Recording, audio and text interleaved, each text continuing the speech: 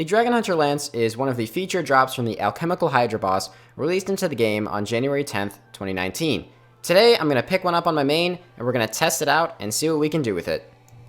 Now, there are three major places that I want to actually test this out. The first one being raids, considering you do need a stab weapon for Vasa, and it does count as a dragon against Olm. Since the Dragon Hunter crossbow works on Olm, the Dragon Hunter Lance does actually work against the melee hand. The second place I want to test it is Vork, since that's what a lot of people have been talking about, potentially trying it there. And the third place that I want to test it is where it's probably going to see the most use, and that is at Rune Dragons, since a lot of people will use this as a new Rune Dragon alt weapon. A lot of you guys probably have already noticed this account doesn't actually have an Inverted Defender. I could buy one, but spending 100 mil that I'm not going to get back for an account I very rarely play doesn't seem too worthwhile, and if the Lance is strong enough, we should be able to see a big difference no matter what, comparing it to something I usually use, the Rapier. On top of that, I'm also not buying the new gloves because, like I said, I'm trying to test this as a comparison, not as testing all the new best in slot gear at once. I'm going to show you guys a side-by-side comparison from the Rapier to the Dragon Hunter Lance. Now, the stats you see on the left side of the screen are the Rapier, and the stats you see on the right side are the Dragon Hunter Lance. I apologize for the repeating gifs, by the way. The left side of the screen, as you can see, the Rapier has a 94 stab bonus versus the 85 of the Dragon Hunter Lance, and the other important thing we want to look at is the strength bonus being 89 to 70. That is quite a few max hits that the Rapier has over the Dragon Hunter Lance, but you have to keep in mind that the Lance has a 20% accuracy and damage boost against dragons, which is the main reason we're using it for this video. So I'm going to show you guys the max hit of the Lance now. Keep in mind this is with a Dragon Defender. Looks like a 46. You also have to keep in mind that this dummy doesn't actually reflect the 20% bonus, which is a pretty noticeable thing because this Lance, obviously the reason it's good is it has a 20% additional damage bonus against dragons. This effect gets even stronger when you're using it on bosses like Vork because it does stack with the Salve. Alright, I'm going to show you guys the max hit with the Rapier. With the Inverted Defender, it's actually a 52, and with the Dragon Defender, it's a 51. So I'm probably going to say that having an Inverted Defender on my main would maybe give me a max hit in most situations because of the extra scaling of the Dragon Hunter Lance, but if this weapon is good enough, that shouldn't make too much of a difference. First place I want to show you guys where I tested this out was at the Chambers of Xeric. Now, I deliberately scouted out a Vasa raid, and I also want you guys who maybe aren't normal viewers of my channel to remember that the raid style that my friends and I usually do is 4+6. This means that we have 4 people doing a 10-man raid. Now, this is where I thought the Dragon Hunter Lance would struggle the most, is actually against Vasa. A lot of people thought that, well, it's a stab weapon and you're going to be using it on Olm anyway, so you won't have to bring a stab weapon switch for Vasa crystals.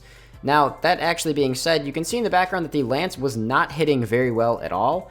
And by comparing it to a Rapier, which is the best stab weapon in the game, I can definitely say that it's probably still going to be worth taking an Abyssal Dagger or a Grazi Rapier switch for your Vasa raids.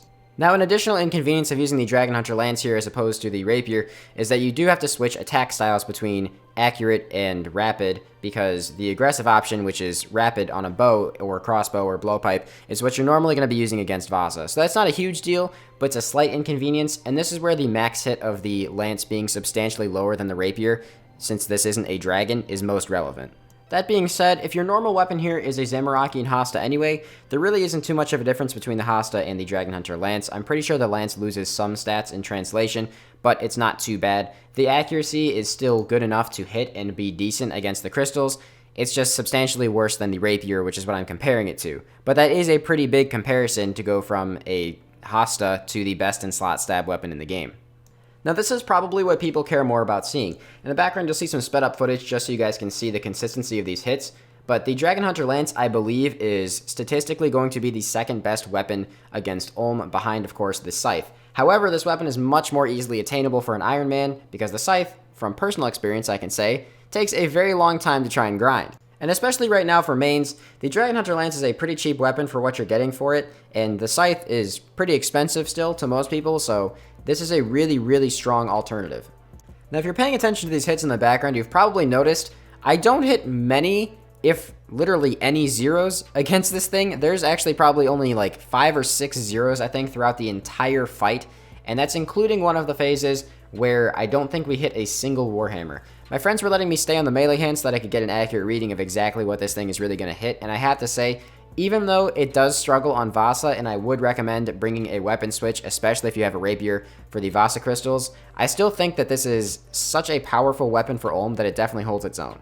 At the beginning of this clip, you probably noticed that all of my friends and I hit zeros on our Warhammers, and our one friend who's an Iron Man who does not have a Warhammer yet only hit a 44 with his BGS, meaning this Ulm hand still had plenty of defense, and maybe 5 or 6 was a bit of an over-exaggeration for the number of zeros I hit throughout the entire fight, but you can still see in the background, even with very, very few Warhammers, in this case 0 and a minimal BGS spec, this lance is still extremely accurate and is still doing a lot of damage. Final verdict for raids.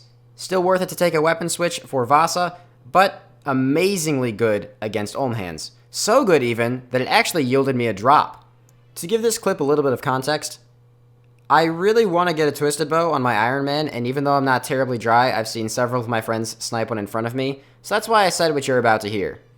I swear, if this is a Twisted Bow, I'm literally dropping my entire bank and logging out. Literally. Oh, thank fucking God!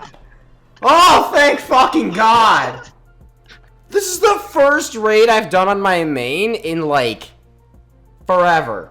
After splitting out my friends, I ended up just giving the Twisted Buckler to the person who was helping me eat the fish on my Hardcore Iron Man to get points in that account. Once again, I sped up the background footage at the next place we are going to be trying, which is Vork. I didn't want you guys to have to wait between watching every single hit, and I want to mention that I did do some kills with the BGS and some kills without the BGS just to test the difference, and there wasn't too much of a noticeable difference even when BGS hit really high. Another thing to take note of is that I am using super anti-fires as well as a defender instead of using the DFS, which is what some people might actually end up using here. Also, something worth noting is that I'm using the Neats Helm and a Salve as opposed to using a Slayer Helm and a Torture, which I think is actually a lot better when you're meleeing. I know when you're ranging it's better to have Void and the Salve, but I'm pretty sure with melee you actually gain a lot of max hits by having the Slayer Task and the Torture. Overall, the kill times were actually a lot better than I expected. I ended up averaging somewhere around 1 minute 45 kill times, which is really good, but you have to keep in mind that if you plan on using a BGS and teleporting out after every kill, that's going to add about 20 to 30 seconds per kill, which might not necessarily be worth it in the long run. Another thing to note about the kill times, as you guys have probably seen in the background, I was doing the Wooks walking by walking back and forth to get extra damage in during the acid phase, during most of them anyway, which would obviously decrease my kill time by a few seconds, and it could be decreased even further by having an Avernic Defender. I did try Void as well, and I overall found Bandos to be substantially better, simply for the reason that you tank so much better in Bandos and don't waste tons of time having to sit there and eat, which actually is not only a huge DPS loss with Void, but you just don't seem to do nearly as much damage. I don't know if that was just because of the fact that I was constantly eating or got a few bad kills with Void, but it just didn't seem to be very good. Overall thoughts on using the Lance at Vork? It's actually pretty relaxing, and I would say a lot more relaxing than doing this with either the Blowpipe or the Dragon Hunter crossbow method, and is probably a bit of an easier weapon to obtain for most people, especially, once again, like I said, Iron Men, because it's something you can get from a Slayer boss rather than having to go through raids and hope you get lucky there. It'll save you on bolts and scales as well, you don't use too much food, and especially if you have a Slayer task, you should be getting pretty consistent kills that are, I would definitely say, acceptable kill times and fairly long trips. Now, I'm sure you mains out there are really sick of me talking about how beneficial this can actually be for Iron Men, so now is the portion for a lot of you guys. Now, I'm not someone who really plays my main account or needs to alt my main account to make any money, so I don't generally do Rune Dragons, but you guys can see in the background that this thing was actually pretty strong. The Rune Dragons have extremely high defense, and I wasn't bringing a Warhammer to spec them or anything. This was just purely me using the Lance, wearing full Justiciar, and using Piety. It is important to note that, once again, I did say at the beginning of this video that this wouldn't be super relevant that I didn't have the Avernic Defender, but it ended up being a bit relevant because I was using super anti-fires instead of using the DFS method. I tried both, and the DFS method might just be better if you don't have Justiciar, but using the Defender, I was doing perfectly fine, taking very minimal damage and getting pretty long trips. Despite me saying that the Lance is probably going to be the second best weapon at Ulm and is a pretty decent alternative at Vork, I really have to say that this thing is really, really nice at Rune Dragons. I mean, I'm not one, like I said, who normally does them, but I was filling up my entire inventory with rune bars and just drops from Rune Dragons before I had to leave, without even picking up the Dragon Bones, which from my understanding is pretty abnormal, since usually the Rune Dragons are doing a decent amount of damage to you. The accuracy really helps as well, and since most people are going to be alting and not taking a spec weapon, I don't think that a Warhammer is something really to consider here, since obviously alts are generally accounts that are left AFK and not looked at too much.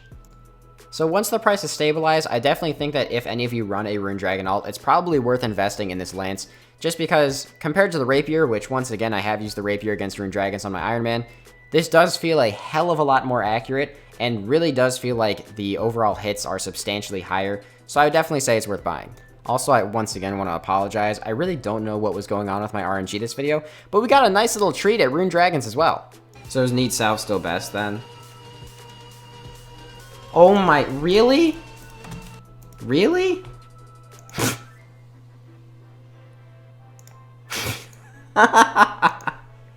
What the fuck is my mains RNG, dude? Okay. Alright, moment of truth. I bought this for, let's go ahead and actually check. No, not sets. We want to go to history. What did we buy this for? Bought this for 75 mil, just about. Also have that BGS I need to resell later, but let's see. Bought this for 75. Let's just see. What is this going to instant sell for? Sold for 80. I made 5 mil just from flipping the lance by accident. Kebos Lowlands actually brought a lot of new content to the game, and I've already made a video on the Alchemical Hydra loot, and now I've made a video on the Dragon Hunter Lance. If you guys have any other suggestions of videos for the Kebos Lowlands that you would like me to try and make, feel free to let me know in the comments down below, especially if you have any other suggestions of things you want me to maybe rebuy the Dragon Hunter Lance and kill. I'd really appreciate if you guys could like, comment, and subscribe to this video and to my channel. It would really mean a lot and would make my video more likely to hit recommended, which helps my channel even more. Thank you very much, and have a fantastic day, everybody. I'll catch you guys next time, maybe with more Kebos content, maybe with a hardcore video, maybe with an Iron Man video. We'll see what happens.